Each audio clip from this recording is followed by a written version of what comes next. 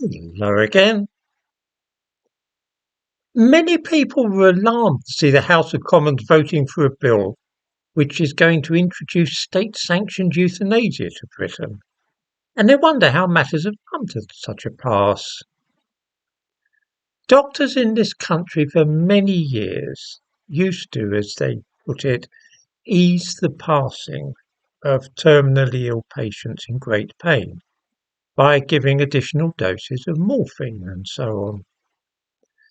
This was an open secret. I've seen it in practice some years ago, and I rather suspect that many viewers will know that this kind of thing was done.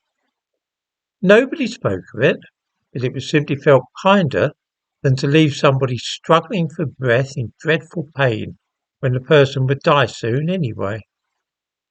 This was, by the way, done to King George V in 1936 by his personal physician, who wrote in his diary that I therefore decided to determine the end and injected morphia, 3/4 of a gram, and shortly afterward cocaine, 1 gram, into the king's distended jugular vein. This only came to light 50 years later with the publication of the doctor's diary, but people were at all shocked to read about it. It was simply an accepted custom. In the description to this video, I give a link to a piece from the Encyclopaedia Britannica, which explains what happened on the King's deathbed.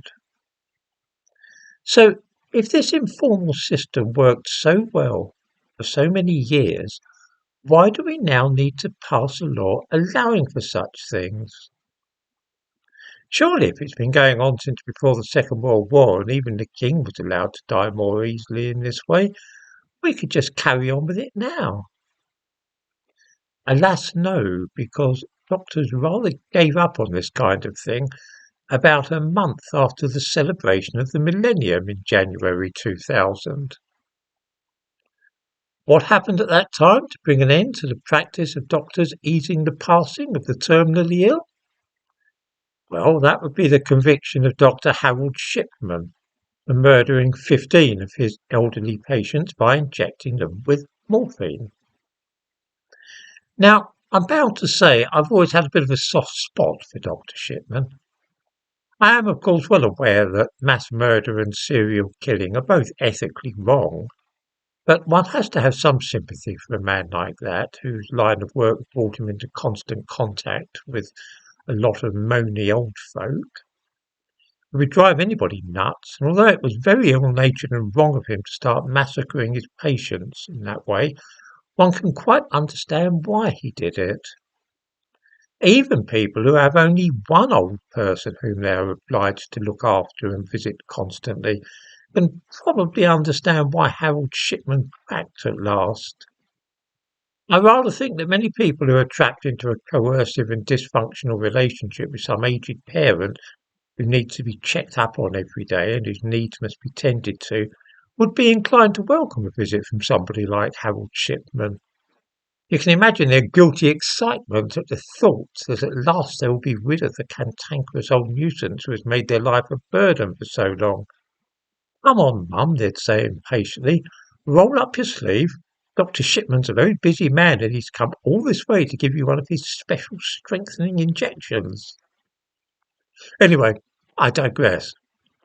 As soon as Shipman was convicted, it became clear to every doctor in the kingdom that giving casual overdoses of morphine, as had been the tradition for so long, was apt to arouse suspicions now and make you look like a murderer.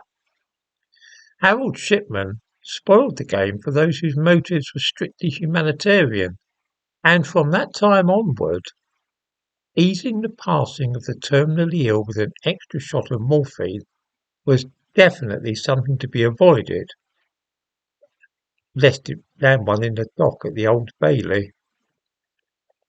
The result is that since the year 2000, terminally ill people have been left to cope with their final days as best they are able, without any compassionate doctor being ready and willing to help bring about a pleasant and painless release from their suffering. It is this nervousness around giving just a little more morphine than is required which has triggered the supposed need for this new legislation.